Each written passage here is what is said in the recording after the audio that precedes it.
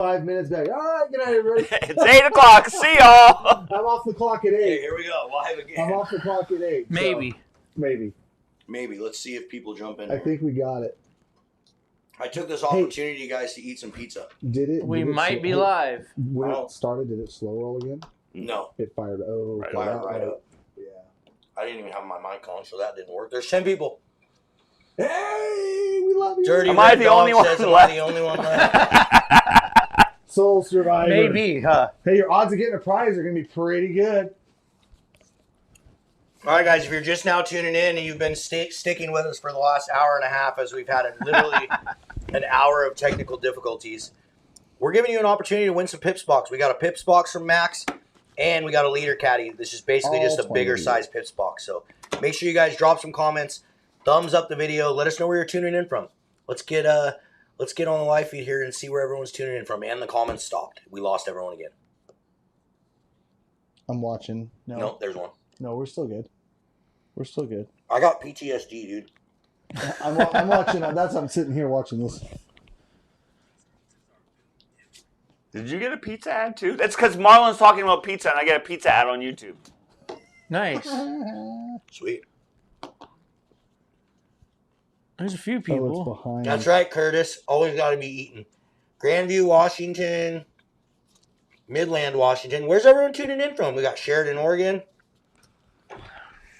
Has it been longer than 14 seconds? You got Graham. It's going. Yeah, we're at a minute. It's going. I think we got her. Vancouver, Olympia. We got her whoop-a-tid. All right, guys, keep firing in there. Let's share it out there, too, guys. If you can, please do us a huge favor. Like, text some buddies. Share it out there. Share it on some Facebook groups or whatever. Let's get some people in here because we lost everyone because everyone thinks that we suck at technical. And We do. are definitely, I We're would terrible. have to just say in a non-arrogant way, we were probably better fishermen then. Yeah, that's a fact. Yes. That's why we hired Clint. We thought he was smart, but Except for Clint. What in the... we thought Clint was smart, but I don't know what happened.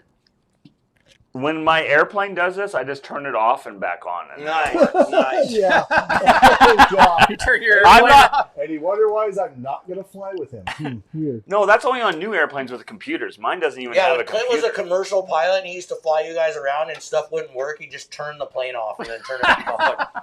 On the ground.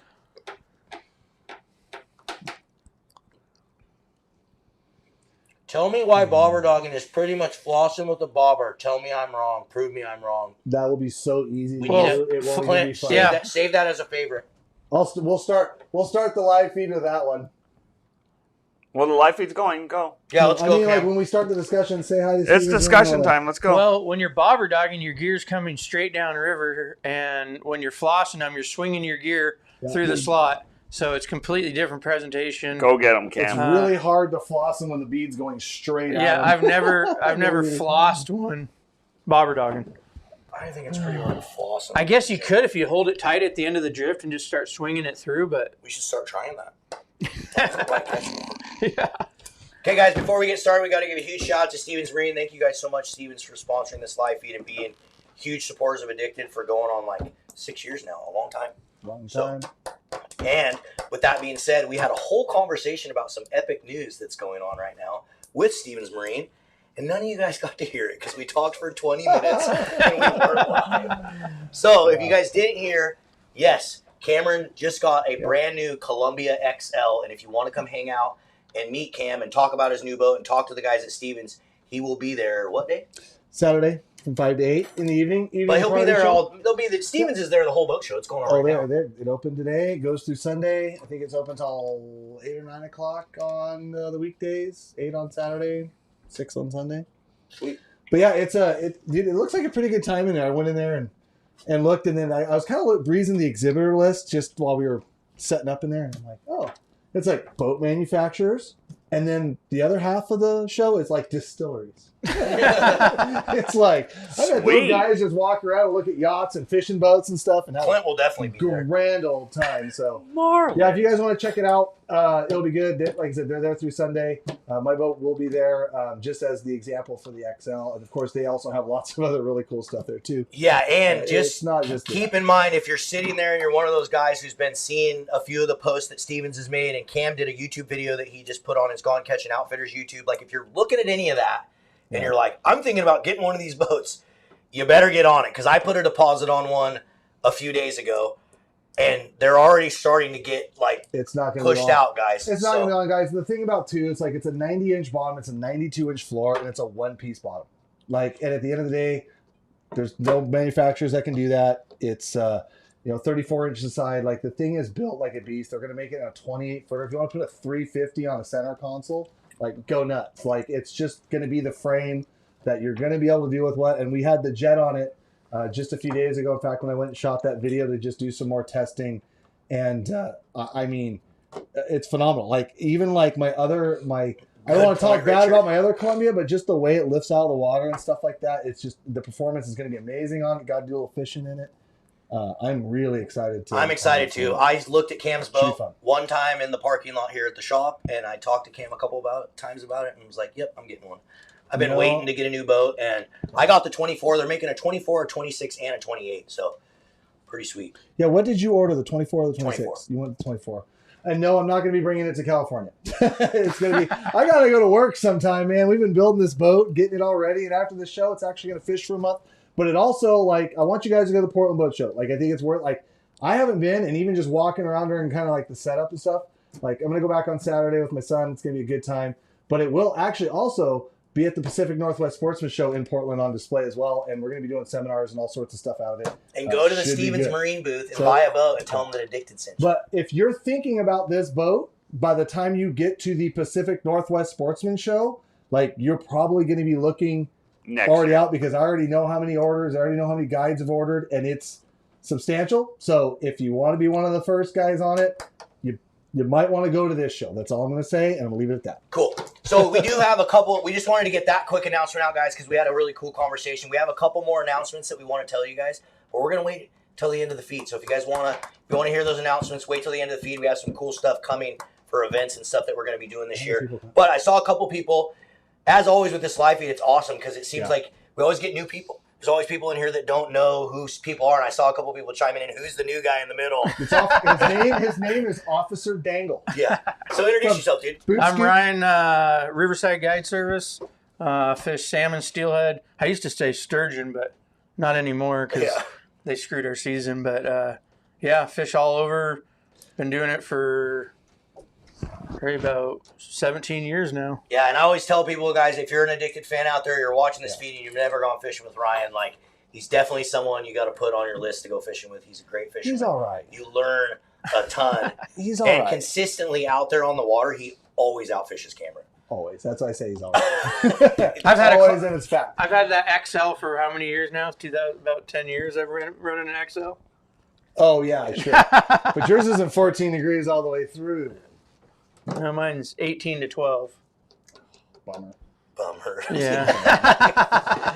No. But tonight, guys, here's the deal. We're going to talk bobberdogging, and we are going to, unfortunately, have to make it pretty quick. We have now burned about an hour of our time dealing with technical difficulties. So blame Clint.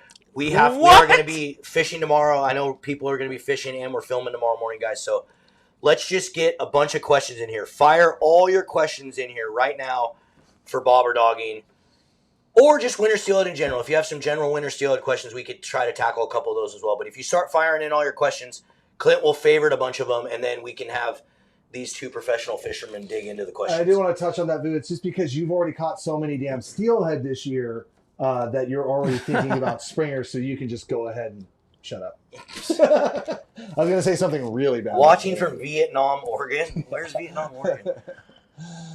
Not sure on that one. Oh, shout out to Patricia Faye for the super chat. Ryan, you are the best.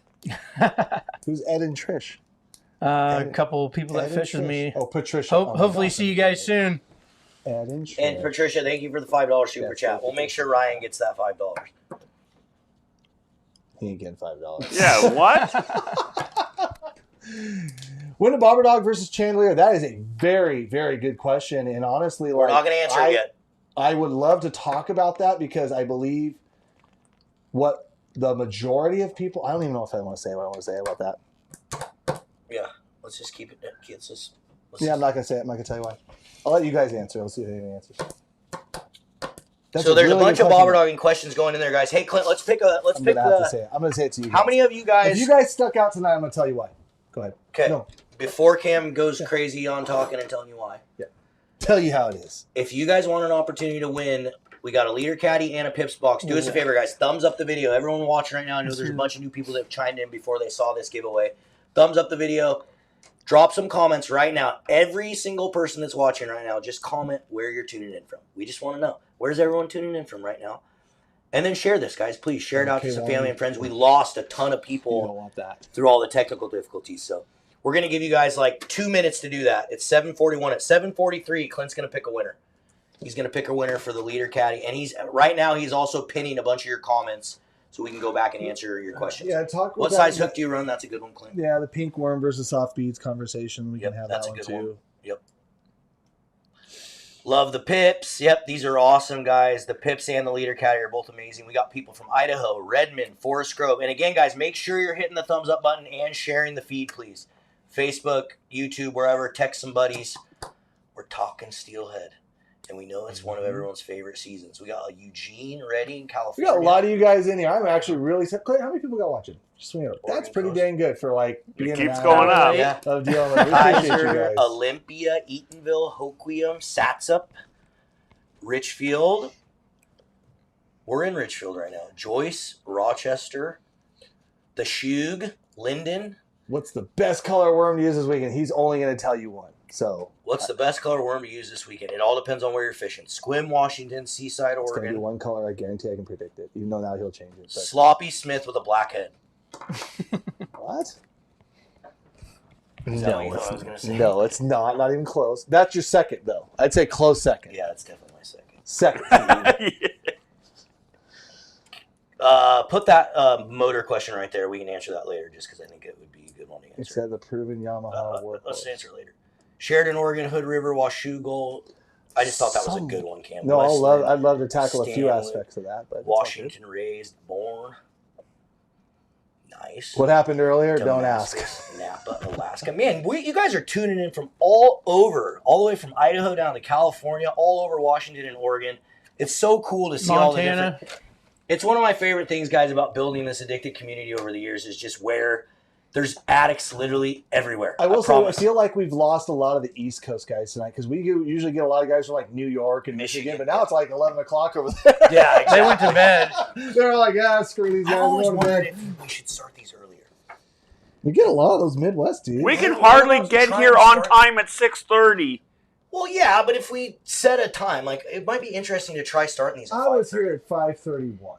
It might be interesting to try starting these at 5:30. Yeah, I don't feel like doing that. We can do whatever we want. I'm down. We can try. I'm down if we leave earlier. Yeah, that's what I mean. Well, especially if we do next week with what I was talking about, what you were talking about. Yeah. We can do that. Oh, we got Tommy from Pakistan, huh? I don't know. Whenever people type like weird places, I never know if I can. It's real, yeah. Send a pic. Of course, now it's all AI. Yeah. We can do whatever. Yeah. Really enjoyed your top 10 list. That's right, guys. We've been putting some pretty cool, very informative how-to steelhead videos on the YouTube channel. So if you haven't checked them out, every single Tuesday, every Tuesday we put out a tutorial on YouTube, and Big Dave and Popoff have put out some really cool ones the last couple Tuesdays. So check out those. That BMAC question about the Drano bowl, I'd love to talk about that. Where? So that BMAC question, 969565. We can talk about it with Ryan too. That'd be a good one. I would love to chat on that because that's the dumbest thing they could ever do. Yeah, but if we do, that needs to be an end of the episode discussion. It'll be an epic rant, guys, because it's Okay, Clint, let's pick the first winner. I already went 2 minutes past. First winner, they're going to win a Max Pit Box and a Max Leader Caddy. Shout out, Max. And we got Dale Flanders on the Oregon coast. Mr. Dale Flanders, congrats, man. Shoot us an email to orders@addicted.fishing. Include your name, your address, and let us know. Getting two of those things? Jeez, that's like $40. Yeah, dude. $40. $40, bro. Hooked up. And guys, because in the spirit of bobberdogging, we're going to give away some addicted beads tonight. We're going to give away some addicted 3-inch worms, which we love to bobberdog, these smaller 3-inch worms. So we're going to give away some of that stuff tonight. So stay tuned. The giveaways are not over. Cameron's also giving away 2 6-man bass fishing trips. Sure. You know what's funny? You laugh about that. I have 2. I put it on my website. I am going to guide bass this year. Like, it's on my website. I haven't said anything. This is the first time I'm saying anything anywhere else. I already have 2 5-man bass trips, and they're both like kid birthday parties. That's already really booked. good. They're already like, that'd be fun. I got my 3 boys, and I want my girl. I'm like, yeah, let's freaking go. And I'm going to put them right, like, kind of in the middle of like that topwater season on the Columbia, and they're going to catch freaking 60 to 100 of them. Money back. That's a And good Money back? You're gonna flay them all too. Anyone watching right now? They're Anyone flying watching back. right now? That's a Dude, they're gonna great catch- birthday present. They're going to catch a lot of them. It's going to be good. Anyways. Yeah, so yeah, we could do a 6-man bass trip. Might be a little crazy, but could be a lot of weightless, wacky Senkos going down there. Just catch them all. Anyways. And Cam may not want to, or he may want to, but if you can talk him into it, those things are really good to eat. I'll let you keep a few of them. There's a billion of them. They are really, I'm telling you guys, they're some of the best fish tacos. They taste just like even almost sometimes better than a rock bass, in my opinion. I haven't had that yet. So, super chat. Hope you guys had a great New Year's Day. We did, Ryan. Appreciate for it. the I didn't. Clint had an awful next day New Year's. Yeah, I don't wonder why. It was a little weird not I sturgeon only had- fishing, honestly. It was self-induced for Clint, though. Bro, you were like, No, you were the loudest and most like, always am. no, it was elevated as hell, and this slurness was like the most slur I've ever seen. Yeah, I know. And I only had 3 drinks, and Katrina Yeah, they drank were half Cassie of 2 of them. drinks, that's Yeah, why. Dr. Marg. Dr. Maher. Dr. Marg. Only had 3 drinks. She put 6 shots in each one. I don't know why I was so Wow, messed up. Oh, gosh. All right. Bobberdogging. I'm turning my mic off. Questions go. Let's go. We only got like 12 minutes. No, I'm just kidding. I've We'll caught go, bass we'll go, on we'll go. 360, so have I. Yeah, me They'll too. bite So have I. anything. I've One got time we bass did a hovering, live feed, I caught bass. hovering eggs. I've caught them. Got like a weird bite. Went, what the heck? Started reeling up halfway up. It goes boom. So Just pretty much reacted they'll to bite me. anything, right, Are Mark? you just trying to prove right now to Marlon that bass are dumb and will eat anything? Exactly. They will. I've caught them on We hair. are not. Do you want to go down that? No, road? Listen no. to the podcast. Tell them to go to the podcast. Yeah, Thank go you. to the podcast. It was Green epic. label herring, everything. Oh, wow. Dude, you guys want to go see Flow Rider at the casino? He's playing April. Holy crap! Go to the new questions, please. So We're we can trying to get to Bobberdogging, I am at Clint. the new We're question. talking about Flow Rider, Marlin. Go to the favorites. Okay, you guys ready? Yeah, you got 24 of them. Okay, here we go. First one. Just- This is perfect. Tell me why Bobberdogging is flossing. It's not flossing at all. It's the furthest you could probably get. Explain. The Why? gear is This is a coming great thing for the straight whiteboard. straight down the river. Whiteboard. please. Hang on. And this is a good way to explain flossing to people. We have a video on our YouTube channel, guys, that Jordan made years ago, the difference between flossing and snagging. It's kind of a cool video, so you should check that one out. Which both are snagging, by the way. Yeah, but flossing's legal in some states and snagging's not. I mean, Like flossing in Alaska, fully legal. Well, sure.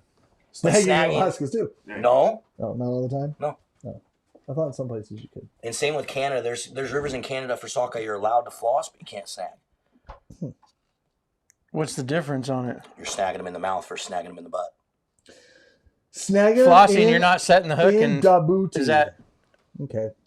Imagine this. I'll tell you who was a What was- flossing master was Jordan Kanigi, dude. That guy could floss like you wouldn't believe. Well, you couldn't catch it. Anyways. So Bobberdogging, you're going to have your bobber here and your presentation. So let's just pretend like, I think this is the best way that I can is this what you describe. Yes. you got to So put the current, yeah. current is going this direction. Think of this as a bird eyes view. This is the weight of a bobberdogging setup, and the beads are traveling like this downstream. When you're flossing, your weight is here. Wait, where's the bobber? I thought you said that was the bobber. This is the weight. This is well, the draw the bobber. I can't draw the bobber because the bobber would actually be probably over here leading it, pulling it downstream like this. You know what I mean? Exactly. Okay, so Yeah. this is a bird's eye view. This is a weight of a side drifting / flossing rig. And what happens is when this casts out and hits the water, your bait is actually swung out to the side like this, and it's traveling this direction. And so you're covering that zone. The weight is hitting the bottom, and then this is swinging all the way through the end. So when you're trying to just cast at water, and this is why people will call this the 10-foot leader, because you want to have this distance be really long because you're trying to cover that distance. When you're bobberdogging and you're doing it effectively and correctly, your bait is leading the weight, and so you're only going to floss something in this zone, this little tiny zone, where when you're actually trying to do it, you're flossing something in that zone. Like I said, currents go in this direction. Anything. I think it's literally impossible It's very hard, and I think what happens to floss bobber dogging. It would be really hard. I think what happens is people would consider a lot of people consider any bead fishing flossing just by the way they bite the bead, and then the hook gets on the outside of the hook mouth sometimes. But two things happens with that. One, next one unfavored. If it does get on the outside of the mouth, well, you know what happens. What does it do? If it goes through the jaw and they're stuck, and they're not getting stuck. And the other thing that's really good about it is they don't tend to freaking gut it. And so they rarely, I can't even think how, I mean, I can count. They're always in the corner. They're always in the corner now. So like when it comes like catching wild steelhead and letting fish go and that kind of thing, it's actually really good too. So no, I don't think it's flossing. But that when you're flossing, aren't you using that whole stretch of line to like get that whole 10 feet of leader you in a fish's mouth, right? You're swinging it, and anywhere in that 10 feet, you want it to thread get in the mouth. Right. And then you really, and then by the time it swings tight, you hook. Yeah. You're hooking. Right. The other thing about bobber dogging too is I believe is like it is also a willing take where flossing is not a willing take. Right. But some people would argue that since they bite the bead and the hook's on the outside of the mouth, that's all flossing. But I feel like they also willingly take it.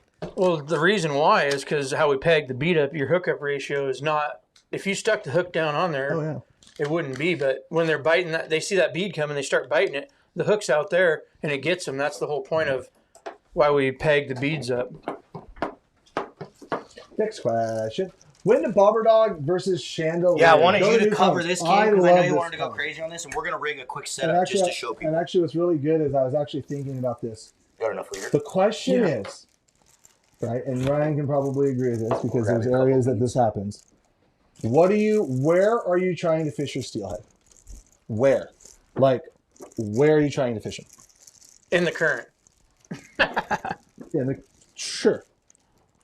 If you are trying to fish an edge, if you're trying to fish water that is too shallow to bobber dog, even though you can catch them in 6 inches of water, I know.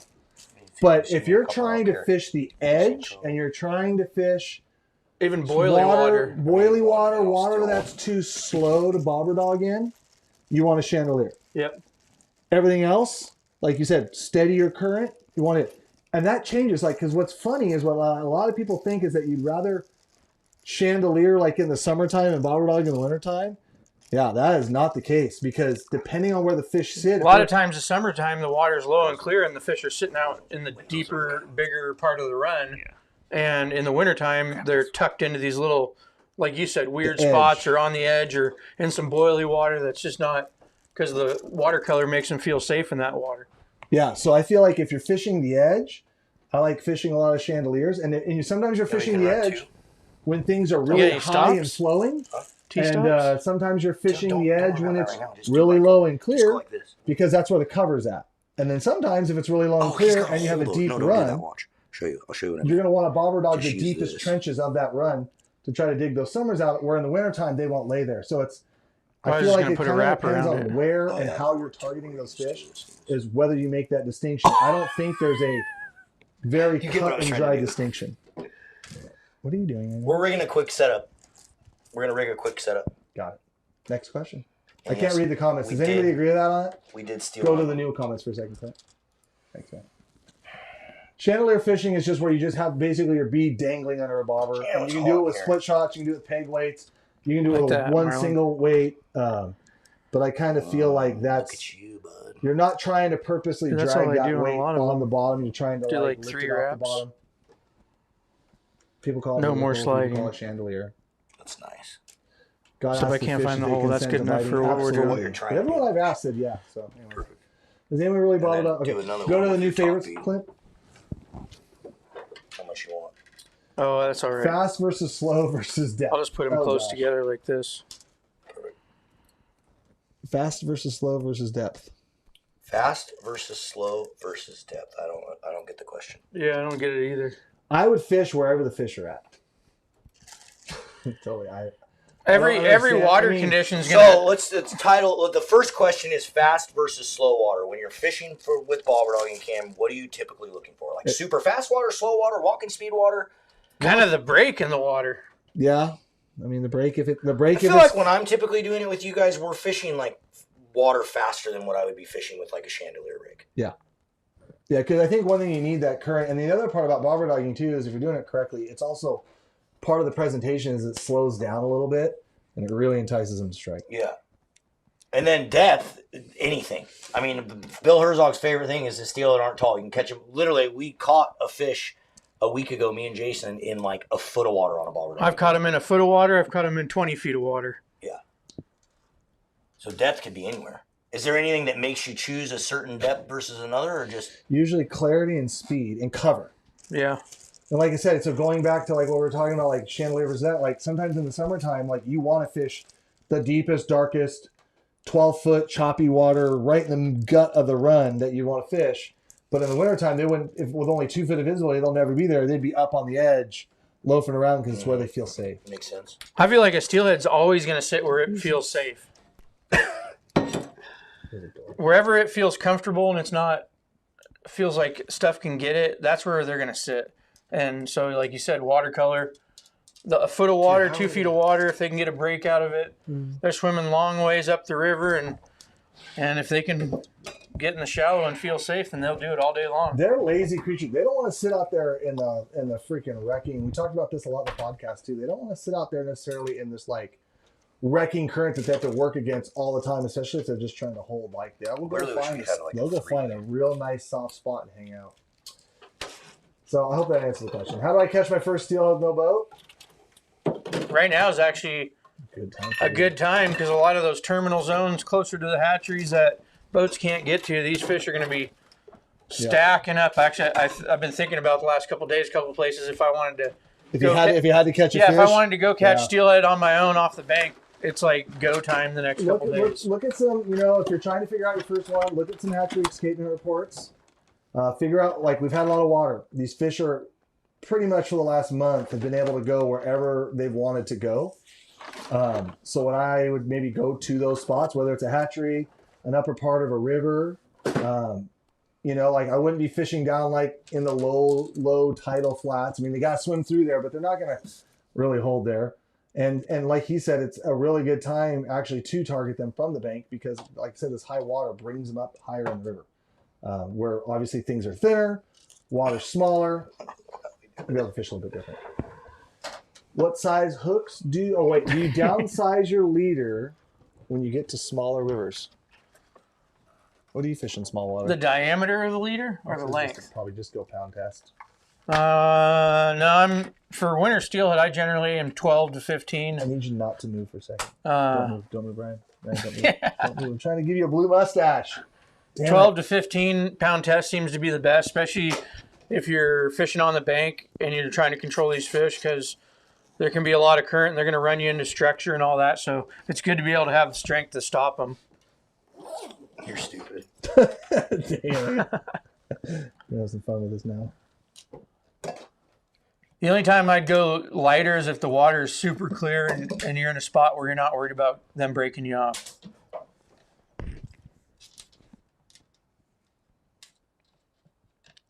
Okay, Clint, next question, please. What size hooks do you run? Man, over the years, for me, I like smaller hooks. What's your favorite size? One size you only fish the rest of life. Size 4. 4? Not 3? Nope. 4. I like 4s. I use a lot of 4s. Use a few 3s. I like 3s with the beads and then 4s with everything else. Well, there's not much size difference, so... What's the biggest bead you like to fish, though? 20 mil. Oh, gosh. 20 mil? Pays the bills. That's what I've heard. I don't really know. 20 mil pays the Yeah, bills, dude. 20 mil pay the bills. If you're a real fishing guy. Someone said, I'm not a real fishing guy. I don't got the hair for it.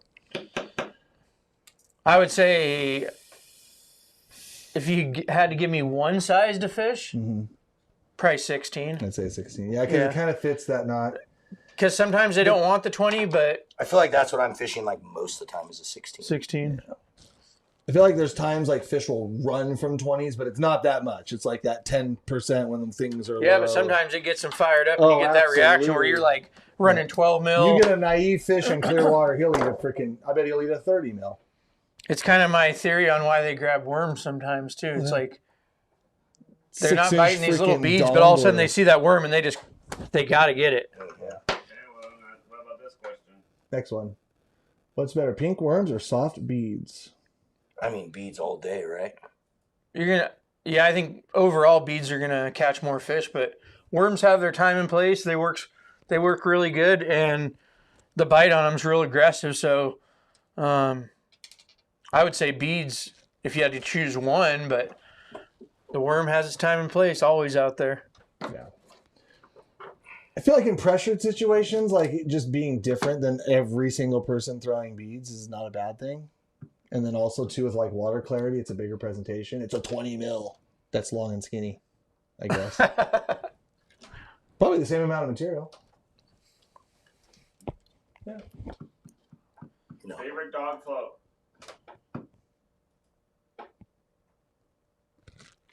I like the cheap Bomax Because they're cheap. because they're cheap and they fish good. You don't like the Marlin Lefevre over there? I mean, that's That's what everyone used to do. yeah. Before bobber dogging floats, that's what we do. Cut the bobber down, put a flat edge on it so it pulls it down the river. We're gonna catch fish on that tomorrow. But no, I haven't. I'm not sold on all these fancier, more expensive bobbers out there. Just you need something that can cast good and pull you down the river. Yeah. I think there's a couple aspects of like those Bomax that are really good that some other manufacturers kind of just miss.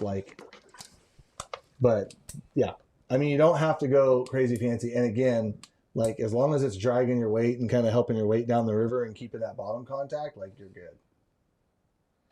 Do you downsize your leader when you get into smaller rivers? Do you downsize? Only not really, because we're mostly everyone's fishing fluorocarbon anymore, so I don't see any point of downsizing. You know, What pound test do you like to run mainly? 12. If you give me 12. I'm a 12 guy too. I know a lot of guys are 15. I know other guys are 10, but I'm Yeah.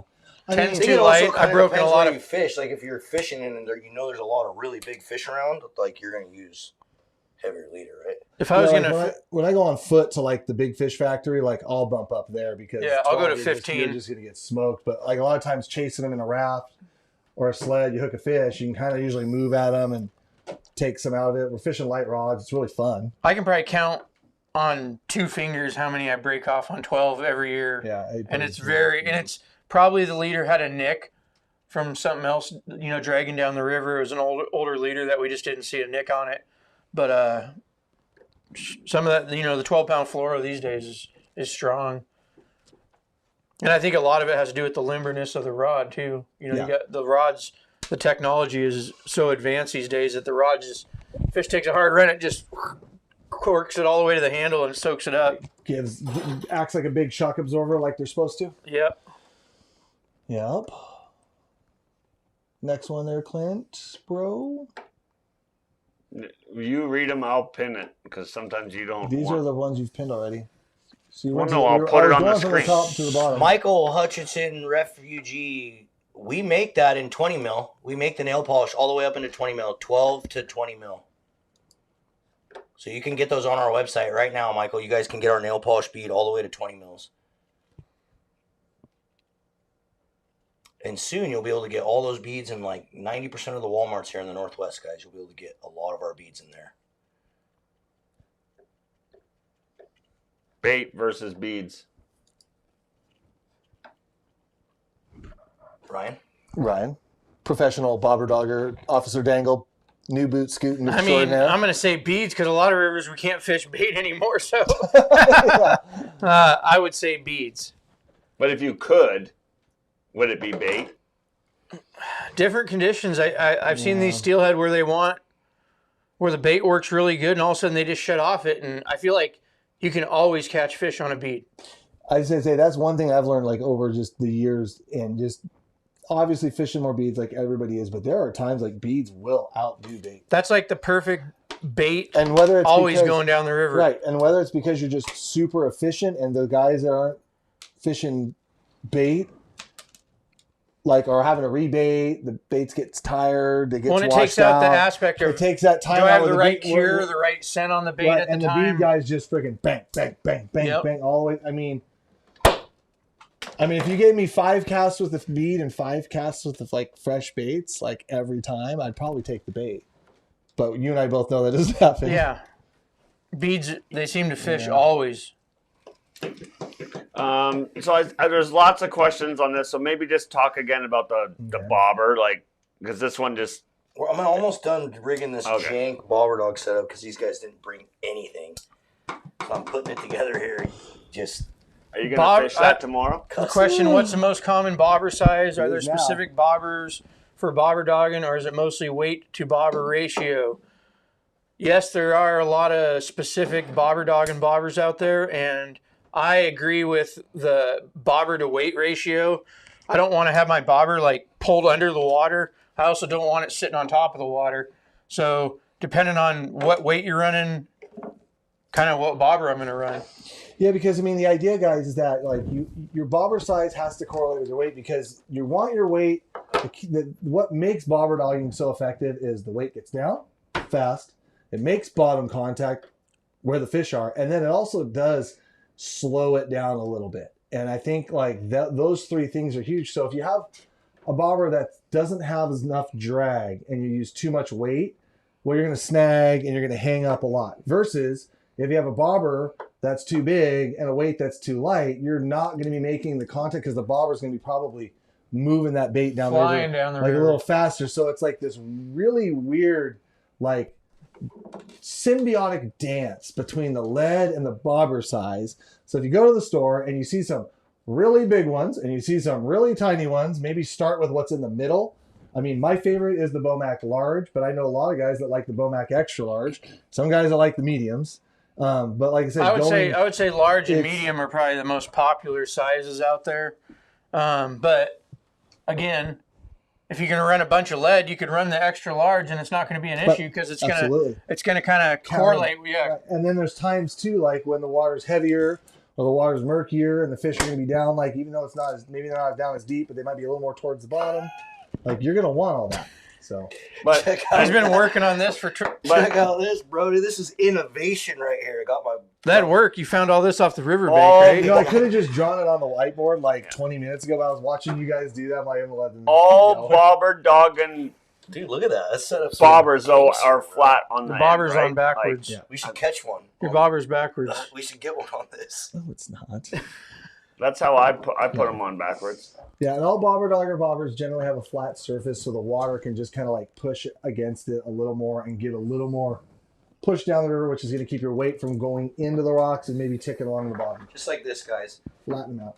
Just flat. And this is like what a lot of guys used to do back in the day is just cut their old floats and make them flat like this. I want to answer that, just kind of going back to that again, because I think that's a huge part. And thoughts on bobber dogging in clear water, and going back to that conversation of like the vertical fishing versus bobber dogging. Like if you have low clear water and those fish are like pushed out, they're not on the edge or not anywhere they can be seen, they're in the dark green water in the middle of the run and the choppy stuff, like sometimes bobber dogging is like the way to get them. Yep. And like I said, it doesn't seem like, it might seem like counterintuitive, like to where, you know, well, if it's low and clear, I want to go with this light little chandelier rig and just kind of like, but you're never going to fish moving too fast. Yeah, you're never going to fish where they're at. So sometimes low clear water means that you need to fish something big and heavy and getting it down to them. And the way you're doing that is bobber dogging. Yeah. Yeah. And I feel like it doesn't spook them like people think, because when you drew that diagram earlier, the bobber's downstream of where your gear is. Should we draw the diagram now that you guys Yeah, have that? yeah. Okay. But we should go to side cam just so we can Go show side really cam quick. on that, and then I'll whiteboard this up a little bit. Yeah, let's go to side cam. Again, guys, keep in mind, You're going to have to hold that for me, and then you guys work on that. I didn't know that these guys were not going to bring anything, and Ryan probably didn't know that Cam wasn't bringing anything, and Cam probably didn't know that Ryan wasn't bringing That anything. is So 100% the fact. it was a miscommunication, but we got something just really quick, jankly. So I here's can a double B I can setup. turn it off. You're fine, bro. No, you're good. I turned it off. Go, Okay. Cam. We got a 20 mil bead on the bottom. I usually go the opposite, but I like to put my bigger first, smaller second. Up to the next bead here. And we got up to our swivel and our weight. And normally I like running a 3-way, but Marlon did a great job for what we have in here. That would fish, honestly. That would fish. And then you have your bobber dog and float here, and this is your main line, where it'd go up to a bobber stop. You're going to have your bobber stop, your beads here to protect all your knots, just like you would any of your float setups. We're just trying to jankily put something together here so you guys can at least get a decent visual representation. This is not how we fish, guys. I already know we're going to get trolled for this. I feel like there should be a video of a challenge of the stuff you find on the bank. You and should like, use if you can that bobber tomorrow in the episode. Yeah. I can tell you if it's a competition, we will not be using that tomorrow in the episode. The jankiest setup to catch steelhead found on the riverbank. Let me show you guys how jank it is. Watch this, Ryan. Ready? Ready? Ooh. That's how jank Light drag, light drag. Yeah. Light drag. All right, now Cam's going to show you an expert drawing. Go to the drawing, Cam. Ooh, look at that artwork, dude. That's next level. Look at even the colors on the bobber. Yeah, it looks just like a bobber. It is freaking hot. Yeah, I know. I've already taken off both layers. Unbelievable, dude. I don't know why he turns the heat on at 8 o'clock at night in here when no one's in here. I'm dying, folks. There's my bobberdogger rig, guys. Oh, hold on. I guess which way's the water I like going? the new whiteboard. It stepped up a lot from actual whiteboard with a marker. So you guys can understand now, so a couple things about the bobberdogger too, like your bobber stop that's sitting here and blocking this bobber from going any further up the line. Like if this water, we're just going to say that this water is 6 feet, top to bottom. You probably want this length to be about 10 feet between your bobber stopper and then your lead. And I have my lead on my little 3-way swivel back here. Now, obviously, this isn't to scale, just because I want to show it, because you probably only want about 2 feet here, and then maybe 2 feet here, just for casting. You can lengthen them, you can shorten them. You guys kind of get the idea. The big part about this setup as well is that your current is going this direction. So when we're talking about like the whole like flossing thing, like these beads are being fed forward to the fish. Hold on, I got fish right here. Ready? Here we go. It's very small. It's the smolt I'm going to catch tomorrow. It's a jack steelhead. It's the smolt I'm going to catch tomorrow. Yep. Okay, I'm going to get some monster cutthroats. There they are. Boom. Yep. There's the steelhead. They're swimming this way. So like you have kind of this where those beads are literally just being pushed back. The weight making the bottom contact here is what's dragging on the bottom, which is why you have 10 feet of line. And then that bobber is also doing a little bit of pulling action for when it's heading down. I think what also is good about this setup, Cameron, is when those fish are coming up and grabbing it, they actually grab it, go upstream, and when you get tight on them, that's why, I don't know, I saw someone make on the Addicted Fishing Forum about, do you set the hook on bobberdogging or reel into them? New comments? Yeah. I'm all about reeling into them for that reason right there, because when the fish grabs it, by the time it registers on the bobber, he's already there. He's upstream of your gear. Best drawing yet. Yeah, right. So I'm going to answer this question now because, yes, and he said floating beads versus neutral buoyancy. I think it depends on like what you're trying to achieve as far as like any kind of lift or float off the bottom. I think even with neutral buoyant beads, like you do get some lift because I don't think it like they all fall and settle on the rocks. I mean, they do, but I think the current kind of keeps I think there's them upwelling moving. Current off the rocks when the current's boiling over the rocks. Yeah, and so even a neutral bead will give you the right distance to where like it puts it right in front of the fish's face. Look at the drawing. Looks like you just flossed. That's Clint. You're an idiot. That's because Clint has no idea the difference. I told Clint to do it. Those are definitely hatchery fish, Cam. Hold on. Adipose. There you go. It's got an adipose now, bro. I'm still bringing Garden Frugal a pineapple to the freaking sportsman show. Oh, please. Clint is definitely into the pineapple. Like, he is all about the pineapple. Oh, my. Anyways. All right, new question. Back to these fading ones. fast in this sauna. Do we have a black worm available? Or do we have the black worm available, Marlon?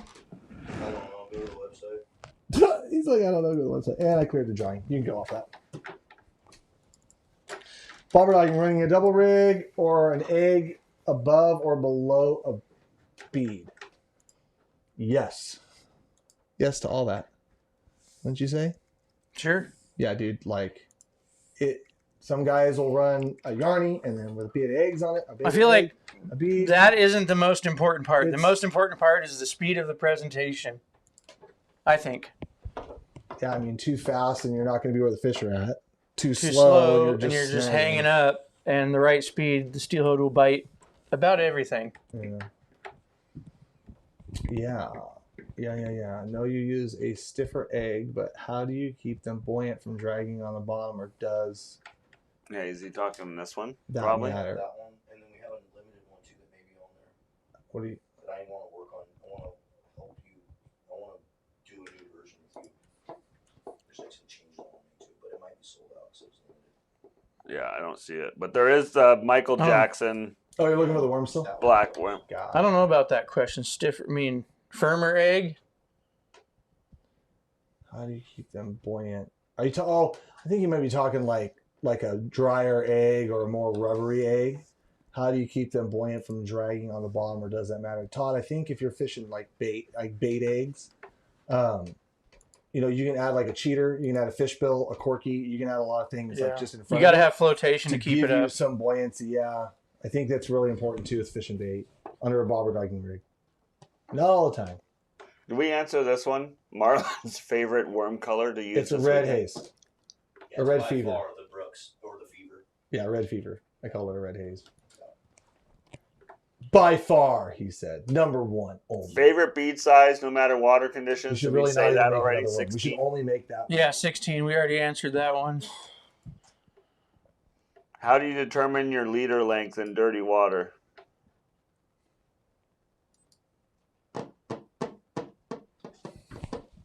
Are you swapping your leader lengths, or are you running like the same leader most of the time? I'm running the same leader most of the time. I'm just fishing different water if it's dirty. Yeah, I said, Sometimes I I'll cut it down, but not very often. I feel like in dirty water, I wouldn't really switch the leader so much. But like you said, you're more fishing like Where you're fishing. where and what you're fishing versus Yeah. the leader so much. That makes sense.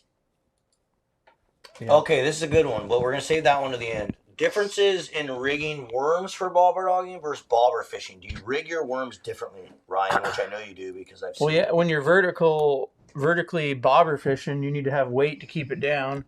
And when you're bobber dogging one, you want to have flotation So to keep it up off the bottom. to kind of like ask a question, because I've been thinking about it for a long time. You technically don't need weight to vertically fish a worm, and why don't people fish them similar to how we would like a chandelier rig with a bead, but just put 100% a worm? can. You can. You 100% But can. like no one does that. Like very few people do that. I know some people do, Yeah. obviously, but very few. It's not a very talked about. I think the only difference is You it's think it gonna would work it's gonna really move good, right? around a lot more. When you have it on a jig head, it's gonna stay. $1,000,000% can do it that way. Yeah, because you've probably done it. We tried it. We did it a lot at the end of the season last year, like when things got low and stuff like that, and the fish were being kind of dorkish. Yeah. And then that's when like our Midwest ones were freaking kicking ass. I don't know if you remember, like I came in and got. Oh, that's right. Yeah. I was like, yeah, like we need some of those. And on your river, bro, like when they were all being real stale and they were all just rolling in those shallows, and like they hadn't seen very many worms. Never seen a few worms. What And about- what was funny was even in that shallow, clear water, you know, the one that like I didn't catch 1,000,000. I think I maybe caught a dozen, maybe 15 on like total, like just in a couple days on that stuff. But like the freaking yellowtail, the disco, was like the bomb, because they were just like, "What the hell is that?" They went and ate it. They went and ate it. Yeah, no, it's a what he's saying, guys. Chandelier rig. Basically, you'll have your weight, whether it's a pegged weight or that rubber inserted or split shot or whatever, about 18 inches to 2 feet. And so, yeah, you're using those leads to bring it down, and then that worm's just kind of just sitting there flapping. Dangling in the Dang. Officer What dangles, size dangling. hook were you using? Size 2? Using a size 4. But what I was doing is I was taking a bobber stop and running it through, and then taking a bobber stop with one of those what do they call them? Like before the T-stops, what do they call it? Sequin? Sequin, thank you. Gosh, a sequin and just pushing it against it. And so I was getting that hook to just basically dangle and hang out a little bit. Were you rigging it wacky or were you rigging it with its head down I was or tail threading down? it through as much as I could. You know, probably like Was the tail towards the hook or the head towards the hook? the head was towards the hook because it's just down there just doing this. Like it's not trying to be drug or on a jig head or anything. It's literally, and when it would float around out, it would just literally, you just watch it and it just do exactly what you thought it would do. Dance in the current. How But many a little sequin to keep it up because, or else if the first time you hammered it, like the bobber stops weren't big enough. I wasn't using the T-stops. Which actually probably. How many of you wacky rig them? You know what? You probably could and should do that and just be done with it. There's a certain somebody that's how. Just take it right through the middle. Because if you're doing the chandelier, I didn't do that last year, but. But he said when you're bobber dogging too, you're getting a bigger profile for them to see versus like the inline worm. So he says that's why he likes doing it. Who? I can feel you on Christopher that. Topolis. I can feel you on that. Must have been watching some outdoor GPS this weekend, huh, bud? I was. Yeah. Interesting. But he also puts. Yeah, but that's ball rug. I'm talking chandeliering, but I guess you could. I mean, I think. But I say the chandelier, you just bam, hook. I don't know why I didn't do it. I rig a lot of worms wacky. He puts like some hard tubing or something on the worm and then the hook through it so they last because if you do it wacky, Welcome they from don't the bass last. world, yes. Yes. Yes. So. Yeah, Yeah, just O-ring them. You can get some saddle O-rings, but there's also these new plastic sleeves that are like clear that go over them. There's a bunch of different ways to do it, but that's. Don't say what you're thinking. If you're thinking something. I like running a 2 or a 1 when I'm fishing worms a lot. I don't know why, but I like a bigger hook on those. The Midwest ones are so like small, and then I was hanging it back to where it was just it was almost like a little bit like bead fishing. Yeah. You can go to side cam real quick because we Oh, have them. yeah, shoot, you got the one right there. We were going to give some of these away tonight, so Yeah, that little guy right there. you can see this on side cam. Yeah, do a little side cam here, and then like that little guy, that one right particularly there. And to show you kind of how, like, we'll do that again, Cam, and put something next to it so they can see Here, like you can a take that. size comparison. Oh, Like put a hook or something. This is a what? here's a pen. This is a 3/0 hook. Oh yeah, a pen would be good. You can see how small the worm is, guys. Yeah. That's Using that screen as the That's getting all backdrop is probably trippy. not like, Took some acid. Whoa, it's falling into the abyss. All right, let's get off. Clint, you have the side cam. Like, would you just not make him stop? I thought you were Clint's gonna. like, would you stop doing that? I'm like, bro, just switch. No, it I off. thought, man, like I thought he was gonna show more of the. Like I thought you had something else you were gonna show. Oh, I love that comment down there, dude. Justin Garcia. That's all I've been thinking about, man. That's literally all I can think about. Well, there's no snow right now, so that's good. That's good.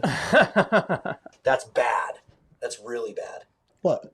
We need snow Why? because we need them to push all right down into one spot. Oh, and then drop them there, and then go. Oh, I'm like, well, you need snow to be able to find the damn thing. Okay, no. No, dude. Or You not. want a really good snow line to just push Yeah, all those big okay. monster bucks out of the woods. Someone said, Straight what did tubing, Ryan yes. do for buoy 10? What's up? Question. He went like rogue and I didn't go there last year, but I'll be back there this year. great. Well, that's good. You didn't do buoy 10 last year? That'll be good. He's back, boys. He's back, boys and girls. Is that we got all the favorite questions done, Clint? For the most, yeah, Most of basically. them. Besides the What about ones- The on-topic ones, anyways. Yeah. Okay, we are going to get, before we let Cam and Ryan answer, like, we're going to do 2 more questions. One will be a good question, one will be a rant. Before we do that, guys, we have a couple announcements. So for the first time ever, guys, we are going to be at the Sacramento show this year. We will be at the Sacramento International Sportsman Expo. Me, Colt, and Sean are coming down there. So, No, keep on. oh, yeah, at the International Sportsman Expo. We're booth 3708. I didn't even know that. So cool. We're booth 3708. Good job, Jen. We're right through the entrance, I did guys. So this. when you go through the entrance, if you I already know you go, didn't. That's such a lie, Clint. as soon as you enter one of the entrances, one of the main entrances, and take a right, we're like right there, right next to. I heard that's a good show. I've never been to it, but I'm excited to be there, and I Yeah. know there's a lot of addicts that are down in that area in Northern California. They've been wanting us to go to this show forever, so we're gonna be there this year. We're gonna have a bunch of new merch, bunch of new stuff. So can't wait to meet a bunch of you addicts down there. Someone said they found a blacktail shed yesterday. I'm like, no, Anthony and Rubio said that they all have their sheds on there, so therefore that's impossible. Someone must have shot it off. No. There'll be deer that'll drop in like December, like mid. Drano boat launch rant. We're talking about the Drano boat launch rant for sure. Okay, other events, guys, we're going to be at this year. We have the Washington Sportsman Show, the Pacific Northwest Sportsman Show, the Central Oregon Sportsman Show, and the Bighorn Show. We are going to be at all of those shows this year for the first time ever. And as always, we're doing our Mega Bash at the three sportsman shows: the Pacific Northwest one, the Washington one, and the Central Oregon one, guys. And I'm excited about this one because, Clip, can we play the? I don't know. Have we played the film tour?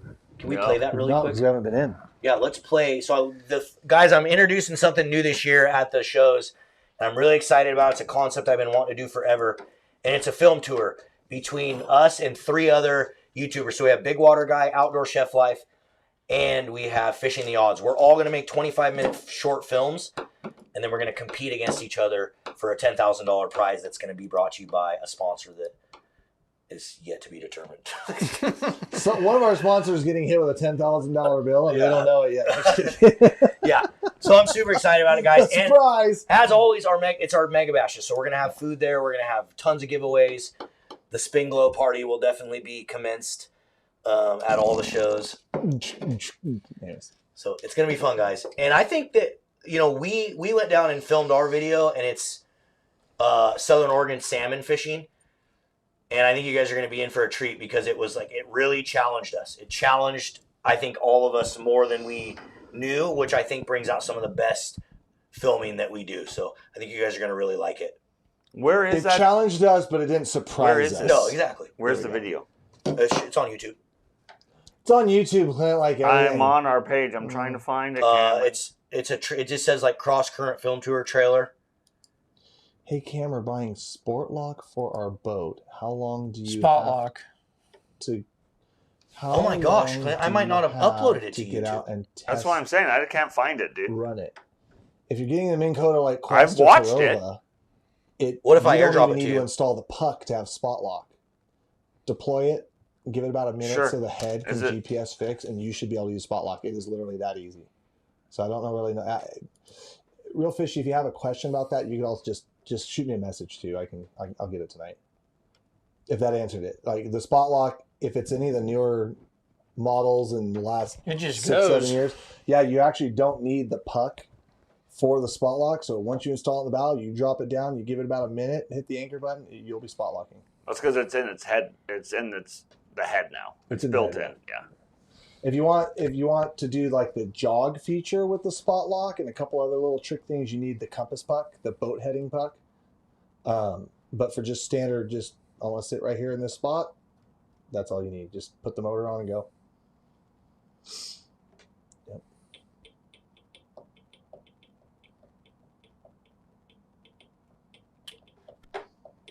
We're gonna find the film tour thing, guys, and we'll play it we'll play it right at the very, very end of this feed right now, but I can't find it right now, so we're just gonna move on. I'll find it, hopefully we'll play it at the end, but I'm super excited about it, guys, and all those YouTubers are gonna be there. So Outdoor Chef Life Taku will be there, Big Water Guy Vlad will be there, Alex from Fishing the Odds will be there. We'll all be at every single one of the locations, so it's gonna be fun.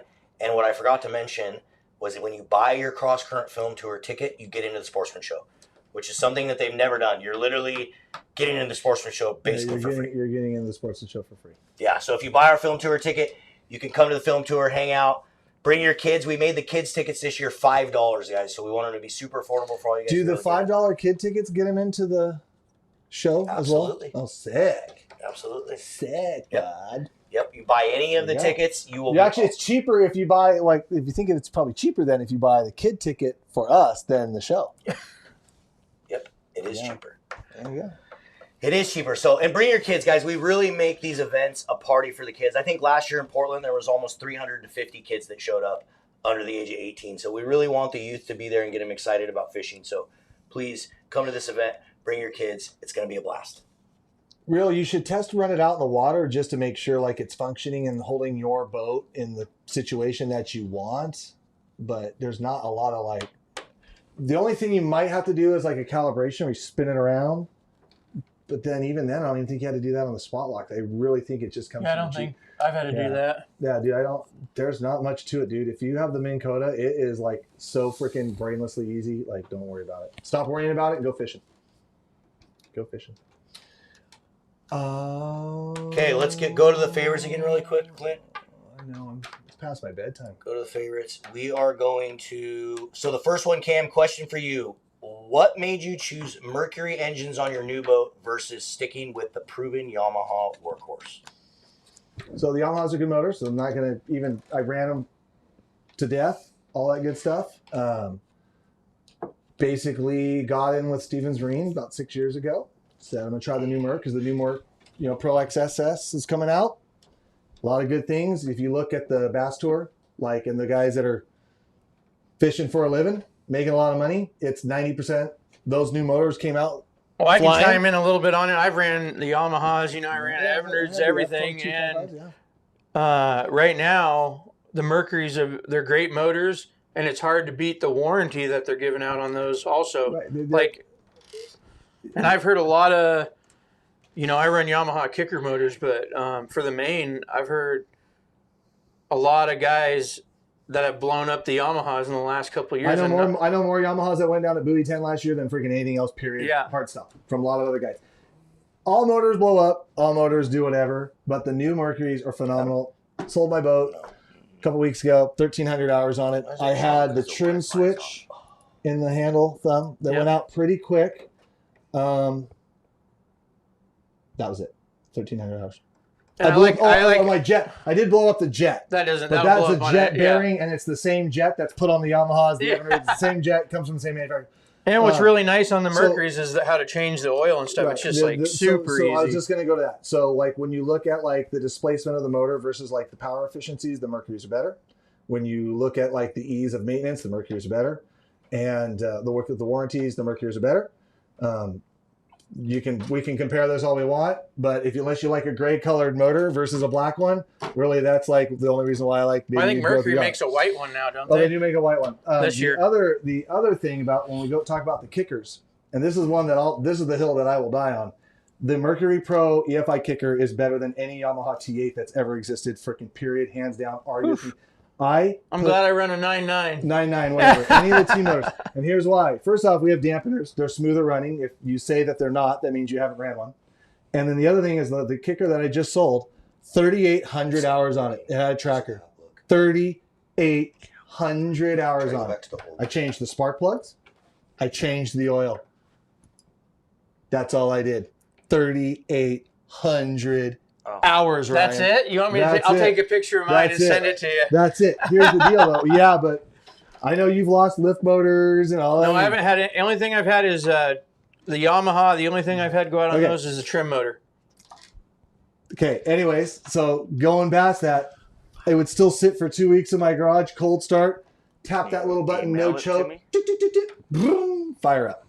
Phenomenal kickers. And they're smoother and softer running. That's all I'm going to say. And I ran them both. Set aside. I haven't had one. Is what it is. But I know like one of my best buddies bought a Yamaha on his bass boat, and that thing freaking rips. Got Mercury on mine rips. So, yeah. I mean, it is a little bit probably. I mean, let's be honest. Like the technologies and the motors, like comparing Mercury motors and all that stuff from like the 90s and then the early 2000s, like now it's like not even. Yeah, go to my new comments, but like now it's like not even. I think a lot of it. I like how the Mercury's narrower. If you look at the bigger, like let's just say 250 to 250 in the Yamaha, the thing's like this wide compared to the Mercury's real narrow. They're getting more performance out of the Mercury motors. Yeah. For like the horse. Yeah. For the I'm saying the size when you're back there fishing, like to clear your kicker and everything. Mm-hmm. Yeah, no, they are getting, and like I said, you look at like the tours and stuff, and it's like they'll line up like 100 boats, and 90 of them are the Mercuries. And those guys are just whining those things at 5,600 all the time with a 25 pitch prop and just not giving a rip. Yeah. And just letting it fly. So pick your poison, I guess. Yep. Pick your poison. Anyways, that was a good rant. What are you doing for Drano this year? Let's talk about that. Let's talk about how the boat launch the county of Stevenson is. Yeah, I was surprised, but I actually talked to him, the county, and there was two proposals. One was they were going to do a draw for the guides and limit it to 40. 40 guides was all they were going to allow. And I know a lot of the non-resident guides are pretty upset about it, but it has turned into a circus. Right. I mean, what's Skamania County trying to achieve? Less crowding? They're trying to less crowd it, but they cut it down to one ramp instead of, you can't launch at Wind River. Yep, that's one thing. And their reasoning for that was there has been an accident last fall. There was an accident and someone got hurt really bad on the highway. So, and the year before there was an accident where a guy's boat trailer got hit. And they're trying to cut that down, which doesn't make any sense because you just put all the pressure at Drano. right. So when we're talking about like crowding issues, like I've already had a few. Turn that off for a second. Yeah, I know. I've already had a few phone calls from guys that are like, "Oh, is there going to be like less guides at like Wind and Drano? Because I'm thinking about coming down there and fishing it this year."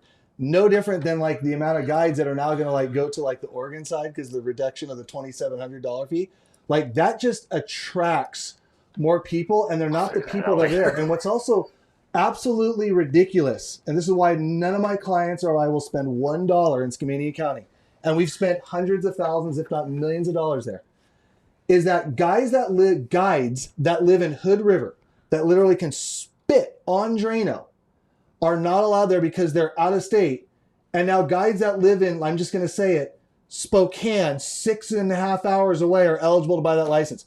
That makes no sense. And like when we're trying to promote like business and in the gorge, and like that's one of the strongest attributes for guides is that we attract a lot of money, a ton of economy, a lot of stuff. Hotels, like, restaurants. Like all of it. Like we bring that fast. Like the local guys, they do too. I'm not going to rip on the local guys that fish up there. But a fish that's caught in a guide boat is worth 10 times more than one caught in a local boat. And Skamania County missed the boat on it. I agree. They think they're going to reduce crowding. It's only going to increase it because at the end of the day, people are going to see that, oh, there's going to be less guides there. Like we had this, we went through this whole discussion with the buoy 10 thing. And like, it also doesn't stop guides. Like I've already seen. Well, I it also online. disagree because it makes it also doesn't stop guides from just coming down and just fishing. Yeah, and there's no law or regulation there. And now you're making all these guides. Buddies. They're going to still be able to fish it, but they're going to have to run and possibly get caught in wind and unsafe conditions out on the river trying to go back and forth. But they also can still fish it. Oh yeah. Like you and I can just hop in my boat and say, you know what? And the other part of it that's really dumb is that I would generally buy the pass so I could launch at both and kind of like work the wind. Well, now it's like, well, shoot, like Drano is going to be a way more crowded of a cesspool than it already was. Like, I'm not going to buy the passenger, so now Skamania County missed out on that. Here's the other thing that didn't make any sense. If you're in county guide, you can launch at wind. Right. But nobody else can. Right. Which, yeah, I guess those 5 guys, like, get it. But what are those 5 guys bringing to the other 50 that would have been launching there? Like, so, yeah. So, I mean. Well, they had a lot of proposals of. The idea was to limit crowding, but you only have a situation that you have those 2 fisheries. Like, that's it. And you're trying to limit crowding, and you have no mechanism to stop people from fishing there anyways. Like, you only have a mechanism that says no commercial guiding. That doesn't mean you and I and Marlon and Clint can hop in my boat and launch a train and go fishing. Yeah.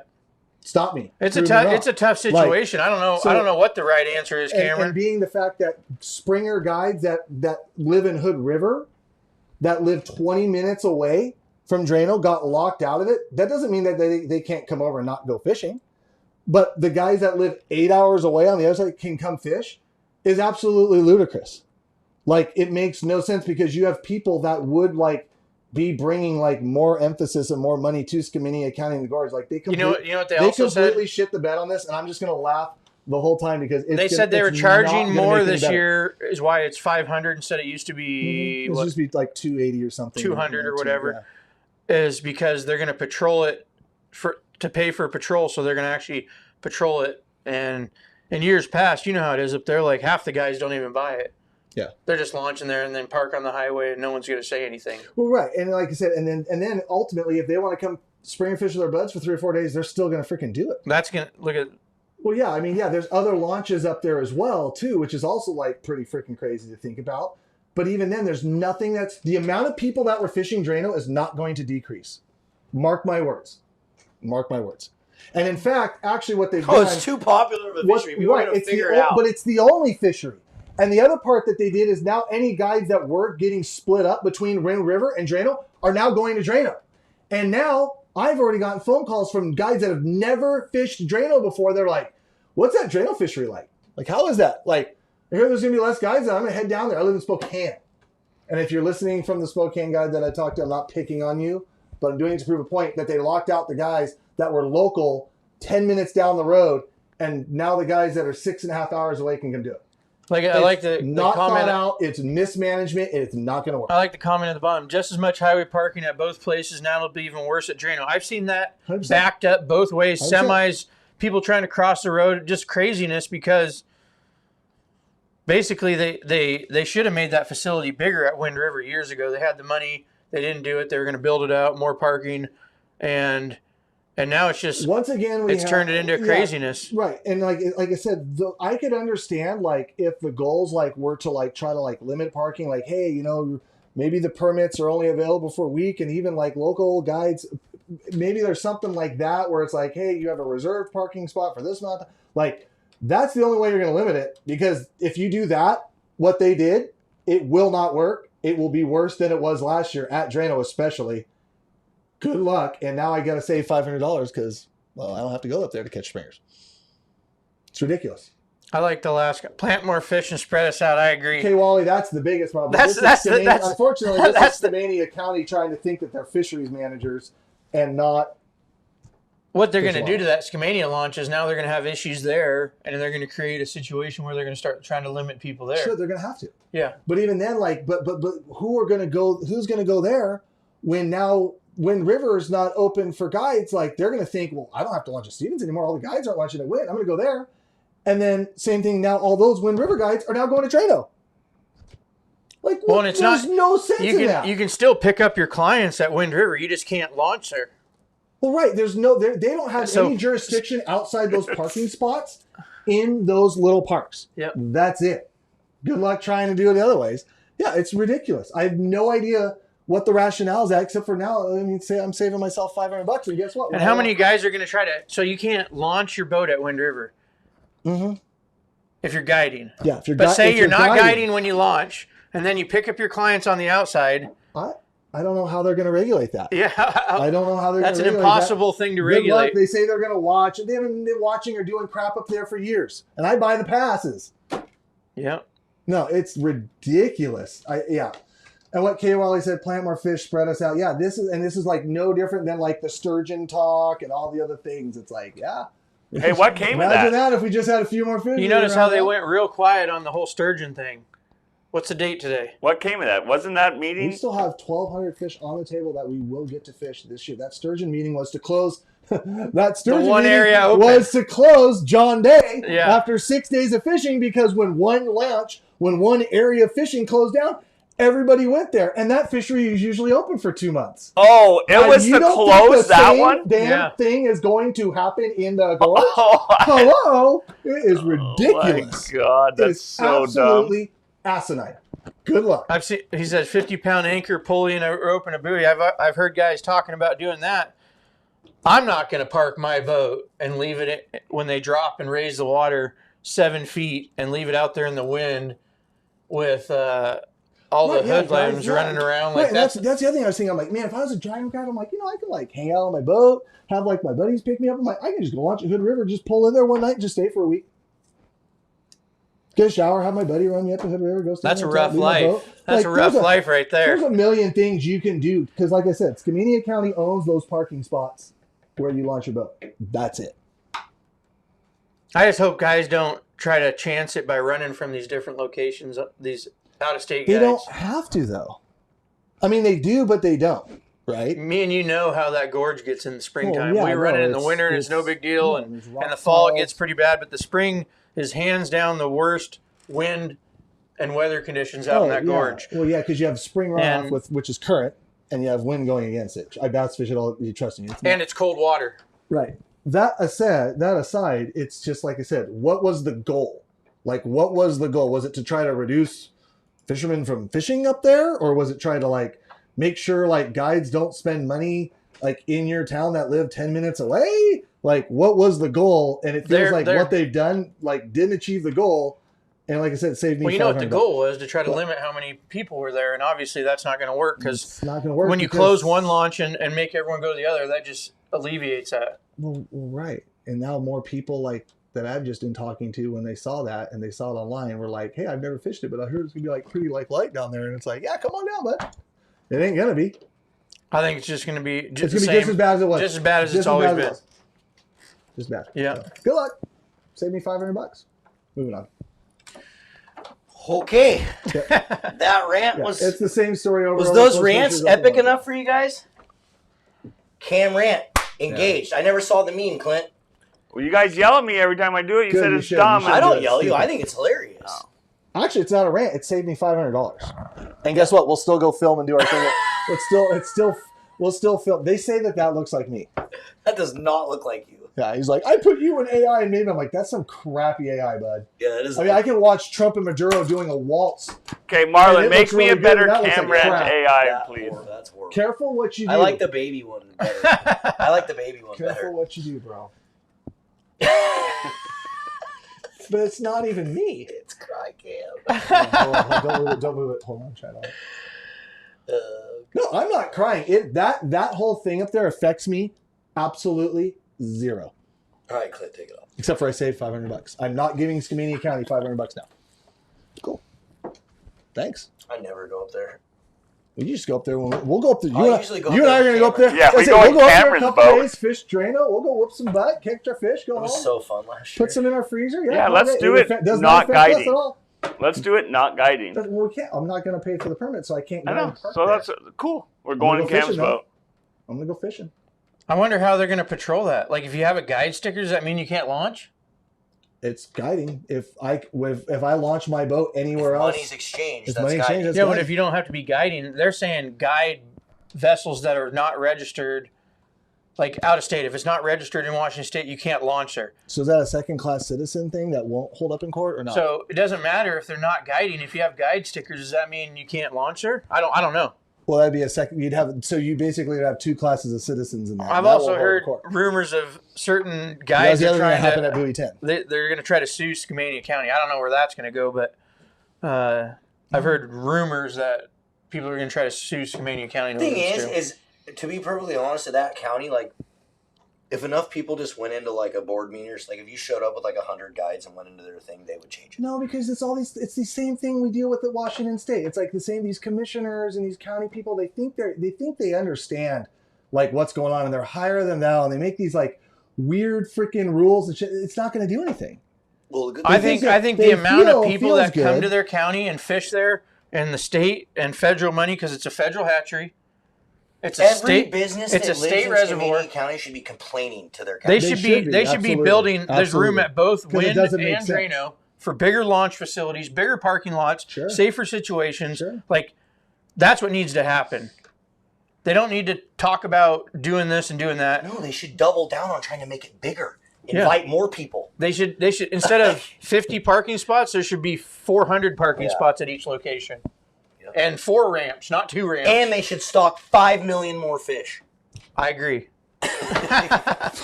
I mean, if it's that popular, why are the facilities haven't changed in ever? No. The launch? Oh, they put a new dock in. I it when it very went live. rarely go there, and last year I was just blown away at how many people were like parked. James's truck got towed, so that's probably why they shut down the whole thing. There was a thing about the endorsement. Where was that at? Oh, the Columbia River endorsement. Thoughts on new Columbia River Oh endorsement? gosh, we can't go down another rant, dude. It's already, I think it was it's already not absolutely retarded that they didn't do it when the license renewal. retarded's a little harsh. Like, No, this is WDFW. That's not a cancelable word anymore. Trump said so. Brought it back. Brought it back. So they should have never done it because all they did is made a bunch of people upset. Yeah, it's only $10 and this and that and the other, but If they use they could have just waited until April 1st when your license renewal is. I think it's crazy that Washington does it like that. Every state I hunt in, it's it's calendar year. Anywhere else I've been, so yeah, it's pretty crazy that they wanted to get their extra money for those 3 months. So Charles, that discussion, he goes, I say if they were going to keep people out, we advocate to stop planting springers there. So one thing about that, like there's a river that we love to fish that one of the big arguments that they had set up with the landowners for access was that if we're planting these, that access has to occur, like in order, because if the hatchery is just getting back hundreds of thousands of surplus fish, that they'll eventually like reduce the stocks because they're not viable. The problem with the situation that they have, like with the Drano and wind, is that what they've done will limit the amount of people exactly 0% over what it's been. So those fish are still going to be caught. It's not like they just limited out 80% of the people that could fish there. Like they've literally limited 0% of the people that can fish there. They've limited a few people that can guide there. They have limited 0 amount of the people that can fish there. So those fish are still going to get caught. So I understand your point because it's an access versus planting fish thing, but we're still going to catch those fish, and we're going to catch those fish in the lower river. When those fisheries are open too. So, but I feel you. I understand what you're saying. Oh, is he saying like, well, if you're going to not let people fish there, you're not going to get your federal money and your. But are they stopping people from fishing there? There's still going to be. There will be no decrease in the amount of people fishing. I get that. None. But none. Guaranteed. So yeah, Jared, I'm going to be honest. I thought the same thing, man. When I got on to get Oregon, like my Oregon license with like the aquatic invasive species thing and all the stuff that you bought. $74. Yes, it was almost $300. Yep. For Washington, and it was for Oregon out of state, and it was kind of sad because it's like, and people don't understand like what's happening. Like what is happening, whether you want to believe it or not, is there's less and less fishermen and there's less and less outdoorsmen in the state of Oregon and in the state of Washington, and so if you look at the budgets for each of the states, there's deficits on both sides. Now, are they spending the money incorrectly? Absolutely. We made a post on. I got an argument with a fish manager one time in one of these meetings that I used to go to. It's just falling on deaf ears now. And I said, if you made the fee like $100 for a license, this was back when it was $40.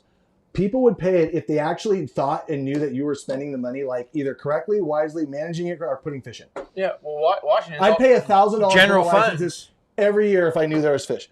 You're going to go buy a $600 rod. You're going to go buy $500 waders. Like the license isn't much, but the problem is the people running it and the management and the policies that are freaking running it and where that money's going is not going back to the fish. Shutting down. And not going back to the wildlife. Yeah, but what I will say is a lot of those increases, from how I understand it and look at the budgets and the schedules of them, like a lot of it is because they need money to run our fisheries. But they're mismanaged how they're running. But they're using 40% to run the fisheries and the other 60%, like I said, to study lesbian tree frogs in Spokane. Yeah. No, they are. They're mismanaging the money. Something like that. But keep in mind, like federally, over the last 5 years, federally, we've lost a lot of money for our fisheries over the last 5 years. And places that people don't realize, like, there's a lot of advocacy groups that fight for that funding, and we've lost a ton of funding. And if it keeps happening, it's not going to look good for fishing in Washington and Oregon. Like, if it keeps down that direction, like, people don't realize, like, just in the last, like, month, there's been, like, 5 or 6 hatcheries that have shut down in Washington and Oregon. And people have no clue that's even happening. And a lot of it has to do with funding. So I look at it as, like, if it was actually getting spent right, I would be more than happy to pay whatever it takes. Right, yeah. But until then, we'd all pay a lot more. I'm still going to complain. If we knew it went into fish and wildlife, huh? Yeah. But it doesn't. Yeah, it's really sad. Okay, guys, we are ending this on a sad note, and I apologize. No. We are going to play. So we finally found the trailer. So Clint's going to play really quick, guys. Watching that still? I just want to make sure. Okay, guys. Most everyone. You guys listen to the rants. And we still got one last giveaway for all the people that hung around. We got beads and worms are in giveaway here. So here, guys, is the Cross Current Film Tour trailer, so you guys can get an idea of what this is going to look like at the sport shows this year. Well, it's snooze fest right now. Really cool, God. It's awesome. We're definitely not. Way to tee that up. Way to tee that up, and then just have a look at our Drop the ball. faces right now. We're definitely not taking the power drifter. Here we go. Like, it's 9 o'clock. No, we got to do that. We got to teach some lessons. What is going on? Come on. Camera. Tick tock. What happened? I don't know. It was. You were showing it earlier when you weren't supposed to. Man, I love that, Marlon. And we're going to tee that up for the Cross Current Film Tour right now. Oh, did you see that? Boy, we're going the distance. I can't. No way. Oh, no.